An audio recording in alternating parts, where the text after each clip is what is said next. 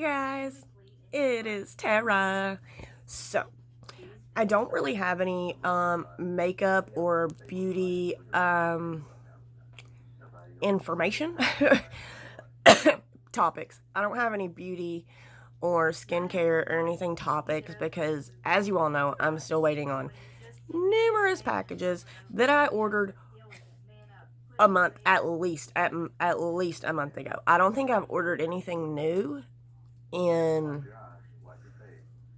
I don't know, 3 weeks at least. So everything is just on shipping delay because of COVID. So in the meantime, while we're waiting, I do have a topic.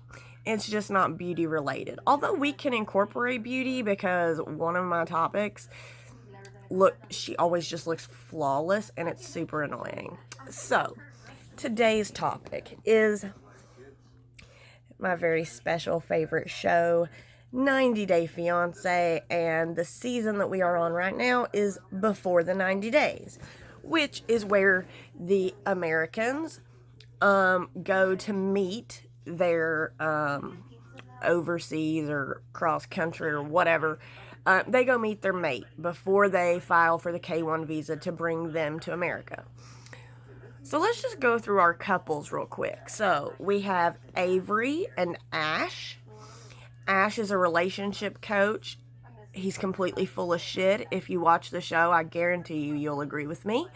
Good looking. His eyes are always like bugging out of his head though. It's kind of weird, but I guess that's just how he's made, so it's cool. Very nice looking man, but completely full of bullshit. Like 100%. Like, he is a relationship coach to almost 100% single women, which that within itself is a red flag to me. But, you know, hey boo, whatever. Avery is the one I was saying always looks flawless. Okay, her makeup, it doesn't look like she piles it on. Like, it looks still, I wouldn't necessarily say natural. You definitely can tell that the girl has makeup on, but it's just seamless. It's beautiful. She always looks on point. And her clothes, she even wears cute clothes, y'all. Don't you hate those girls that, like, even if they don't have any makeup on and they look like they're probably in the comfiest ass outfit there is, but they still look fly? Why? How? Okay, I can walk out in a Victoria's Secret sweatsuit and no makeup and I look homeless. These other girls can walk out in a Victoria's Secret sweatsuit and no makeup and look like $10 million. And I don't understand how I go so wrong with it. But I do. I digress. Anyways, so we have Ash and Avery, right? He's completely full of shit. She's over in Australia or wherever right now. Or no, not Australia. Where is she? Melbourne? Melbourne. Where is that? London? Shit, I don't know. She over there. He's full of crap. Relationship coach to single women. And then she went to a seminar to, like, listen to him coach. Ladies, if y'all don't even like this show, that's fine. Okay, that 100%, you do you. It's not for everybody. I understand. But, like, try to find a clip. Okay, like, go to YouTube, go to, I don't care where you have to go. Try to find a clip of this man doing his single women seminar on how to find your perfect match. Okay, because he's a dick. Like, there's no better way to put it. He's a jackass. So he starts out by saying that, like, women and men are completely different, and men have, like, little boxes in their brain, and they have this one box that's called the nothing box, which is why men can go fishing for hours and hours and hours, and they don't have to think about anything, and that they try to put everything in the nothing box. So when a female, he's trying to say that women can multitask, basically. We have tons of thoughts going through our heads at all times, and we can still interact and focus and get shit done with constant movement in our brains. 100% accurate. I don't disagree with that one bit. But then he says that the man just can't do that. And that as a woman, we automatically go towards like the feminine energy while men go for the masculine energy. And what he's saying, and he blatantly says it, men are meant to go out and work and bring home the money, and women stay at home, they keep the house clean, they cook, and they take care of the children. And he says for you to go ask your grandparents or your great-grandparents about their gender roles, basically. And that you'll find, his words, not mine, his words, that you will find that your great-grandparents, the man went out and got the money, the woman stayed and kept the house and the kids, and that she was very happy. Yeah, I'm just going to leave that there and let that sink into all y'all. You done? Okay, yeah, bullshit. Bullshit. So he's basically saying that no man can tap into his feminine side and no woman can tap into a masculine side. He'd have been a great coach if this would have been 500 years ago. But guess what, bitch? It's 2020. And I don't think... I'm all for equal opportunities and whatever, you know? Do I believe it just me that there are some jobs that just men are better equipped for and that women are better equipped for? Yes, I do believe that. But that's only on personal opinion. Like, I don't personally want to be out doing construction. That's not what I feel. I don't want to. I don't feel that my body could. I'm not saying that it really can't. Just my body. Some women can go out and be construction workers. And girl, you do. You get it, bitch. Boss up. Like, yes. For me, though. For me, I can see... Not saying I 100% agree with it, but I see where, like, you know, there is certain things that are just separated, men and women. It just is the way the world works. But do I think it has to follow that for everybody? No. No. If you've got maybe a more masculine body type and you're just a strong bitch, like, you go be a construction worker. You go lay that cement. You do you. And men, if you have a feminine side, you know what? Go be a hairdresser. Go be a therapist. Go be whatever it is you need to do. But in terms of, like, physicality, maybe not so much mentally. Mentally, we can do whatever we want to do, whether it's supposed to be a man's job or a woman's job. It really doesn't matter. Mentally, if you're secure, you can do whatever you want. I'm talking more of physically. I'm not the girl that feels like, as a female, I can go do construction. Or, you know, like the tree guys. I don't want to climb that tree and chop it down. Sorry. I will leave that to the man. Like, not because women can't, just I can't. There's a difference. I can't. So, in that respect, I'm trying to come up with ways to defend Ash, because I feel like in a way he was onto something. He just didn't execute it correctly. And he genuinely believes what he was preaching. And that's maybe the scarier part of it. Like, if I were Avery, you know, I'd be sitting in this audience going, number one, he's a sexist pig. Number two, he's probably going to hit on every single lady here and try to smash that, because he just seems like that kind of jerk off. But he was just coming off really sexist and non-flexible of the fact that, like, women can be more masculine, or, you know, men can be more feminine at times. Like, he was just oblivious to that. He did not believe that. He does not believe that. He believes that a man is a man and they only have masculine energy, and a woman is a woman, and they tap into that feminine energy, and there is no other way. So not only is he full of bullshit, he believes bullshit, he spews bullshit, and he makes other people believe bullshit. So I already know, because I follow Avery on TikTok. They are no longer together. I hate to be a spoiler alert for anybody that watches 90 Day Fiancé. It was a little bit of a spoiler alert to me. We're only halfway through the season, but she did a TikTok.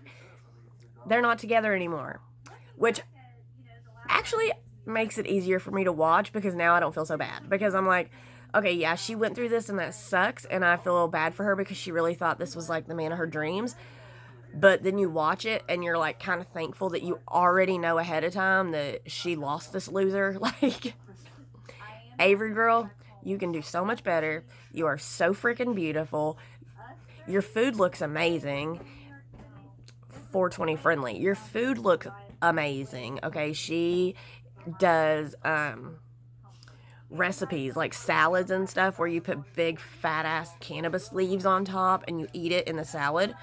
So she's a little different, but I love her. So I'm happy that they have split. Sorry for the spoiler alert. Next time I will give you a heads up. That wasn't really fair. I apologize.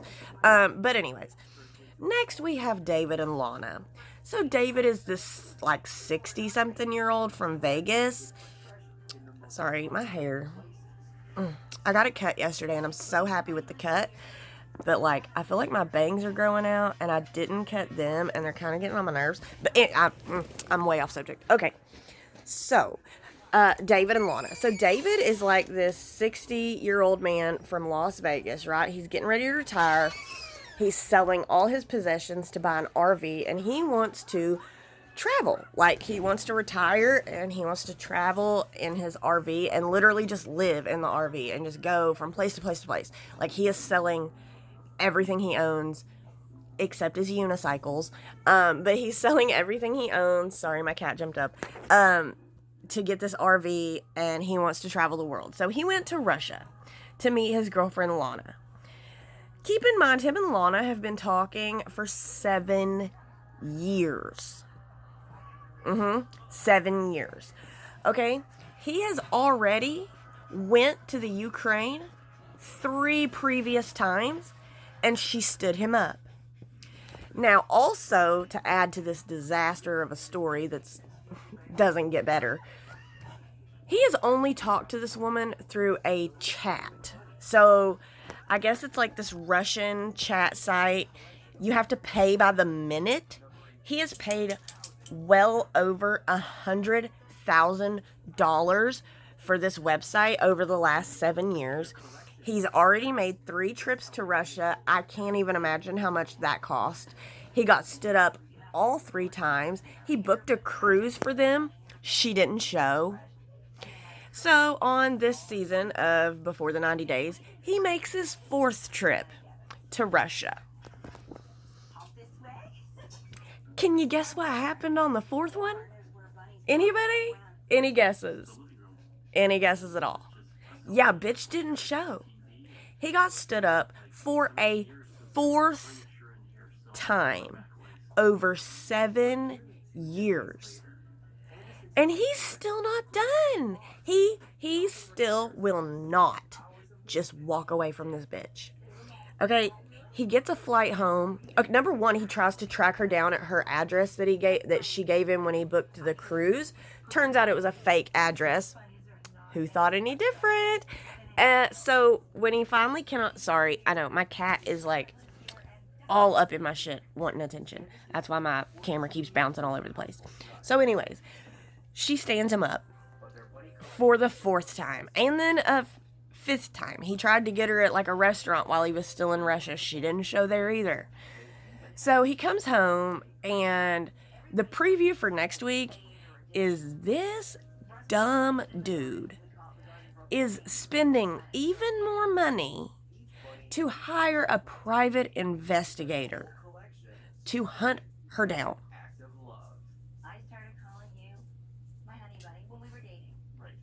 Why? Why? Dude, you have spent so much time and money and energy already for obviously a phony. I don't even know if it's really a girl at this point. They've never video chatted. They've never talked on the phone. They're only allowed to communicate through this website that, like I said, costs by the minute. By the minute. Okay? So, like, yeah, she sent him pictures, but, like, do we really know that's her? Nope. No proof. No proof of anything. He doesn't even have a phone number for this girl, okay? Literally. 7 years, 4 trips to Russia, booked a cruise, and he doesn't even have a phone number for her. I didn't think people could be this stupid. But then again, I guess we had, like, a bunch of Americans drinking bleach last week, so, you know. That's way off topic, and I'm not going to go there. But, okay, so, he needs to get a grip and realize that he was talking to God knows who, that never really cared for him, that never loved him. And I understand that that's painful, and that's a hard truth to hear, and that's a hard dream to let go of. Okay, I get it. I can't really say that I would act differently if I'd invested so much into this. But at some point, it's like, bro, like, just move on. Okay, so we're going to move on. Oh, yeah. Yolanda and the Williams. Yes, I said the Williams. That is supposedly his name. Why do these people ignore red flags? I mean, like, they're all there. Okay, I'm not the only one to see these red flags. I'm not the first one to point these red flags out. The Americans themselves say this shit, but then still spend... That's why I don't like the cat up here. I get cat hair stuck in my lip gloss. They all point out the red flags as they're giving their interview on the TV. And you're like, okay, you're sitting there telling us exactly why you need to turn around and go the hell back home, but yet you don't. And then you get upset when it's fake. It's like, is all common sense in the world gone? I mean, obviously, like I said, Americans were drinking bleach last week. Obviously, our common sense is gone to shit with quarantine and life as we know it. Anyways, so this girl's name's Yolanda. She is like 50-something. She lives in Las Vegas. Also, maybe her and David need to get together because we both know they're real people and they live in the same city. I'm a matchmaker. Yolanda and David connect. I just saved both y'all's lives. So anyways, the Williams is supposed to be British. Now, she has spoken to this man on the phone. Never FaceTimed. But she has spoken to him. She has heard his voice, and so have we.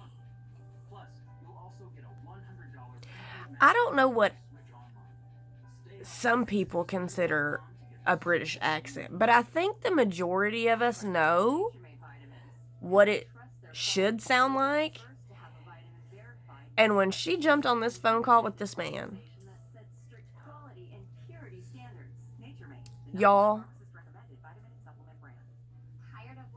there wasn't a hint, not even a fake try of a British accent on this man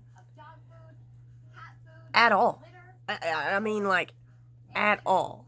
So I also watch 90 Day Fiancé Pillow Talk, which is where some of your old favorite couples watch the new episode and they give their reaction, which is basically the same reaction we all have at home, which is why it's funny. So I was watching the Pillow Talk, and the one girl was like, okay, like, I did have a boyfriend from England, and I did go visit him.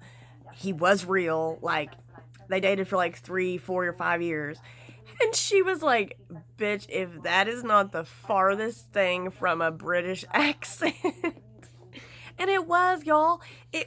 This man was not even trying to fake it. Like, it wasn't a fake British accent. It was no British accent. Like, I couldn't tell you what accent it was, but it most certainly wasn't British. So, Anyway, so she's being fooled, and then now she got an email saying that they're gonna release her sexy pictures if she doesn't send money, but she swears it didn't come from him. Whatever, dude. Um, my Big Ed and Rosemary. So Big Ed is like 50 something. Rosemary is like 23. She wants 2 more kids. He doesn't want any more kids. He actually already has a vasectomy scheduled, but he hasn't told her yet.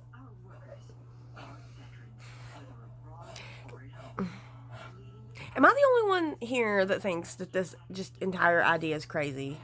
I would, I, I don't internet date. I've tried. It's uncomfortable. I just don't, I'm not good with meeting strangers. I don't like it. So, I just don't know how you can be okay with falling in love or dating someone from a completely different damn country. Like, long distance is one thing, but across the world? How are you ever going to really get to know that person before you have to marry them? Because eventually you're going to get sick of it. You're going to want to bring them here, which is thousands upon thousands of dollars. And then you're going to get them here and you're going to marry them in 90 days because that is the law. And then you're stuck. And you don't even know who they are. You barely freaking know them. I don't care how long you've dated. I don't care how long you've FaceTimed. I don't care how long you've chatted. You have never seen them in their real, everyday, regular life. And that, my friends, is where people mess up. Okay, because if you've never spent the night with somebody, or if you've only had like a week vacay with somebody, and then you're like, oh yeah, I want to marry you and bring you to live with me. Guess what?